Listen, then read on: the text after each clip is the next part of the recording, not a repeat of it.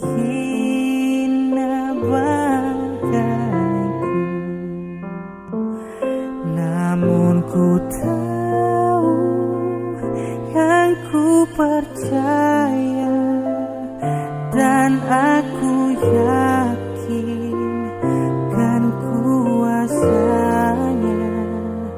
Dia menjaga yang ku taruhkan hingga akhirnya kelak.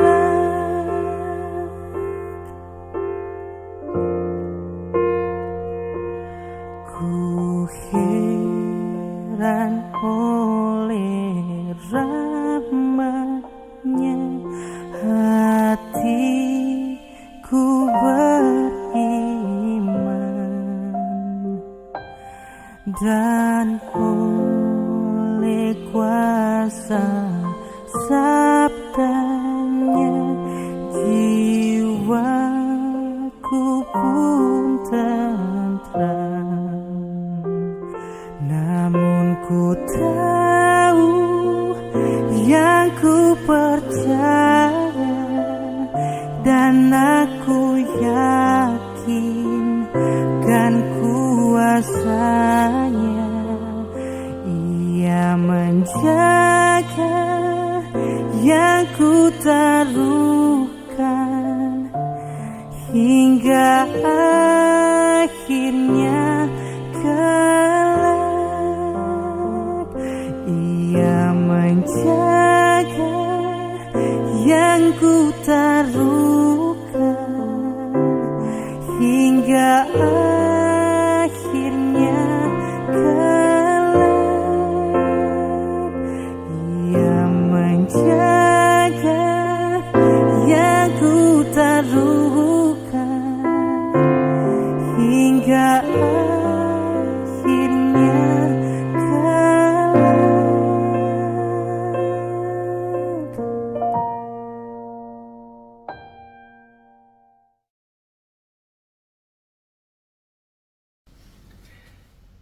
Shalom Bapak Ibu serta saudara-saudari yang terkasih. Kembali kita bertemu di dalam doa malam saat ini. Dan di dalam doa malam saat ini, sebelum kita memulainya, kita mau bersama-sama bersatu hati dalam doa. Mari kita berdoa. Ya Tuhan Allah kami, ada banyak hal yang telah kami lalui di sepanjang kehidupan kami. Ada banyak hal yang telah kami lalui di sepanjang hari ini. Ya Bapa, di malam hari ini, kami mau bersama-sama kembali merenungkan firman Tuhan di dalam doa malam ini. Biarlah kiranya melalui firman Tuhan hari ini, kami dapat belajar satu hal yang baik tentang hal berpuasa. Tolong pimpin dan sertai kami Tuhan. Biarlah kiranya dengan penuh sukacita kami menyambut sabda Tuhan. Di dalam nama Tuhan Yesus Kristus kami telah berdoa. Amin. Bapak Ibu serta saudara-saudari yang terkasih, saya akan bacakan Matius pasalnya yang keempat, ayat yang pertama sampai ayatnya yang ke-11. Maka Yesus dibawa oleh roh ke padang gurun untuk dicobai iblis. Dan setelah berpuasa 40 hari dan 40 malam, akhirnya laparlah Yesus. Lalu datanglah si pencoba itu dan berkata kepadanya, "Jika engkau anak Allah, perintahkanlah supaya batu-batu ini menjadi roti." Tetapi Yesus menjawab, "Ada tertulis, manusia hidup bukan dari roti saja, tetapi dari setiap firman yang keluar dari mulut Allah." Kemudian iblis membawanya ke kota suci dan menempatkan dia di bubungan bait Allah, lalu berkata kepadanya, "Jika engkau anak Allah, jatuhkanlah dirimu ke bawah, sebab ada tertulis, mengenai engkau ia akan memerintahkan malaikat-malaikatnya, dan mereka akan menatang engkau di atas tangannya, supaya kakimu jangan terantuk kepada batu." Yesus berkata kepadanya, "Ada pula tertulis, janganlah engkau mencobai Tuhan Allahmu." Dan iblis membawanya pula ke atas gunung yang sangat tinggi dan memperlihatkan kepadanya semua kerajaan dunia dengan kemegahannya. Dan berkata kepadanya, "Semuanya itu akan kuberikan kepadamu, jika engkau sujud menyembah aku.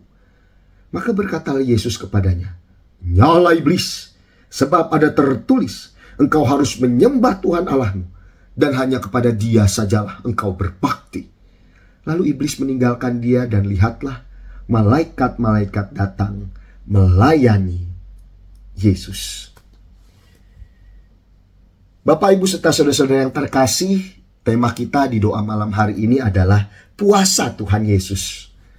Apa itu puasa? Kembali kita hendak diingatkan bahwa puasa adalah salah satu ritual keagamaan yang sudah dilakukan oleh tokoh-tokoh di dalam Alkitab, baik di dalam Perjanjian Lama maupun di dalam Perjanjian Baru.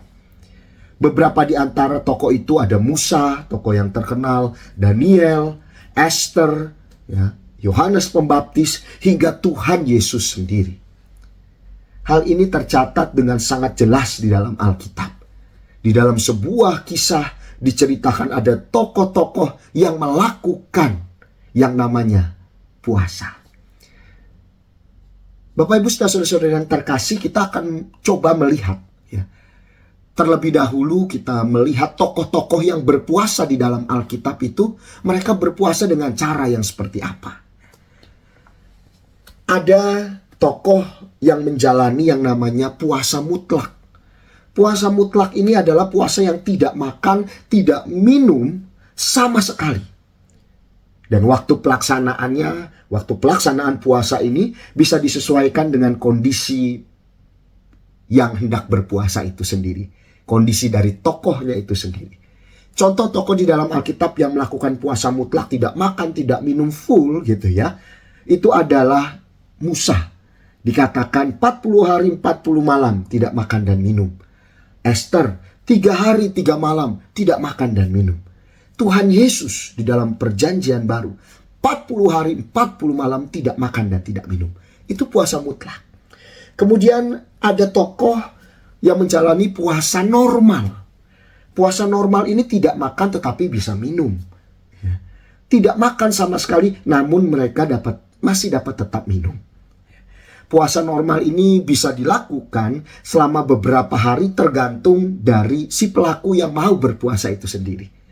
Contoh tokoh di dalam Alkitab yang melakukan puasa normal ini adalah Daud.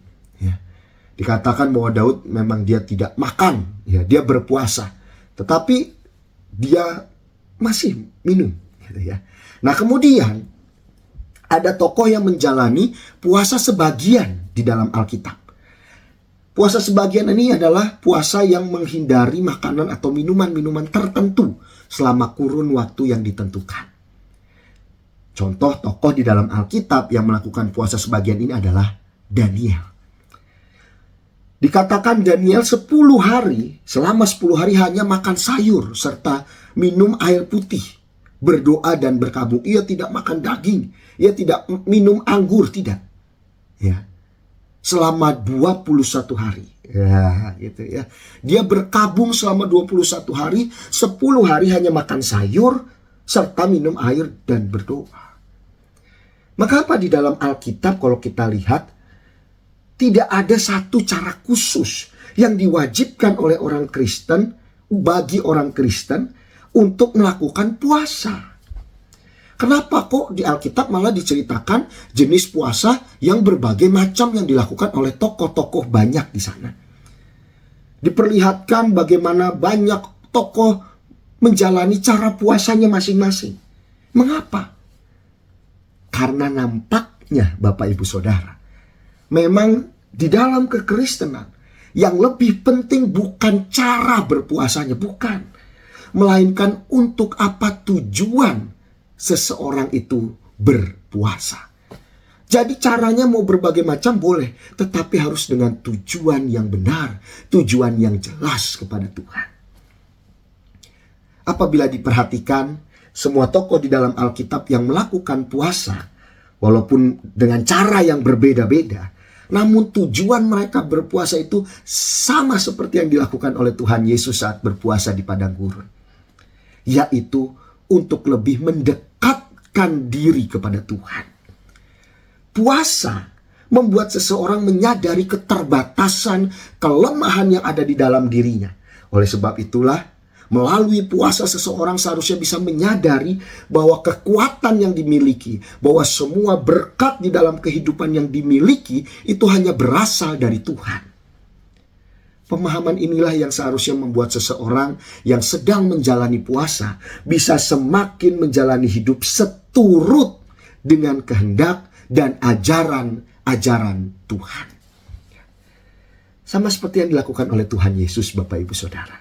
Saat ia menjalani puasa di padang gurun, ia dapat menghalau semua bujukan dari si iblis yang menggiurkan. Walaupun untuk menghalau bujukan dari si iblis itu bukanlah satu hal yang mudah. Karena si iblis selalu membujuk dari keinginan-keinginan manusia. Termasuk Tuhan Yesus pada saat itu. Secara manusiawi, saat Tuhan Yesus berpuasa 40 hari 40 malam, ia merasakan lapar yang luar biasa. Di saat tubuh merasa lapar, pasti ada keinginan dari dalam tubuh, keinginan yang besar untuk makan. Di saat tubuh merasa lapar, disitulah si iblis membujuk Tuhan Yesus dengan menyuruhnya mengubah batu menjadi roti. Begitu juga dengan bujukan-bujukan yang lainnya. Semuanya berasal dari keinginan-keinginan tubuh manusiawi kita. Namun puasa yang dilakukan oleh Tuhan Yesus membuat Tuhan Yesus bisa menghalau semua bujukan dari si iblis itu. Karena ia berpegang pada kehendak dan ajaran Bapaknya. Bagaimana dengan setiap kita di masa Prapaskah ini? Sudahkah kita belajar untuk berpuasa atau pantang? Bukan ketika kita melakukan puasa pantang bukan dengan tujuan untuk memamerkan kepada orang lain agar kita dilihat lebih baik, lebih suci dari mereka karena kita bisa berpuasa atau pantang, bukan. Melainkan agar kita bisa semakin mendekatkan diri kepada Tuhan. Sehingga kita bisa belajar untuk semakin menjalani hidup seturut dengan kehendak dan ajaran Tuhan. Kalau belum terlambat bagi kita untuk memulainya saat ini. Kalau sudah, lakukanlah dengan terus mendekatkan diri kepada Tuhan. Mengapa puasa dan pantang menjadi satu hal yang baik di dalam kehidupan kekristenan? Karena semakin kita belajar untuk dekat dengan Tuhan, semakin besar bujukan dari si iblis melalui keinginan-keinginan duniawi, keinginan-keinginan tubuh kita untuk menjauhkan kita dari Tuhan. Oleh sebab itu, lakukanlah puasa dan pantang agar kita bisa semakin mendekatkan diri kepada Tuhan. Lawanlah godaan, selalu bertekunlah, mintalah pada Tuhan agar setiap kita senantiasa dikuatkan. Maka ia akan memberikan pertolongan dan disitulah kita akan merasakan kemenangan bersama dengan Tuhan. Selamat menjalani Minggu Prapaskah. Selamat belajar untuk berpuasa dan berpantang. Bukan untuk memamerkan kehebatan diri kita bisa melakukan hal itu. Melainkan agar kita bisa semakin mendekatkan diri kepada Tuhan. Agar kita bisa menghalau bujukan-bujukan dari si iblis. Dengan cara kita bisa senantiasa menjunjung tinggi kehendak dan ajaran Tuhan bagi hidup kita. Amin. Mari kita bersatu hati dalam doa. Terima kasih Tuhan, kami sungguh bersyukur Engkau telah menyertai kami. Melalui firman Tuhan hari ini Engkau mengingatkan bahwa di dalam kehidupan kami godaan akan begitu amat sangat banyak. Terlebih ketika kami terus mendekatkan diri kepada Tuhan. Oleh sebab itu ya Bapa, ajarilah kami di Minggu Prapaskah ini. Agar kami bisa belajar untuk berpuasa dan pantang. Agar kami bisa semakin mendekatkan diri kepada Tuhan. Agar kami bisa semakin menghadirkan kehendak dan ajaran Tuhan di dalam kehidupan kami. Tolong dan pimpin kami Tuhan. Kami mau belajar untuk terus hidup seturut dengan kehendak-Mu. Terima kasih ya Bapa. Di dalam nama Tuhan Yesus Kristus kami telah berdoa. Amin.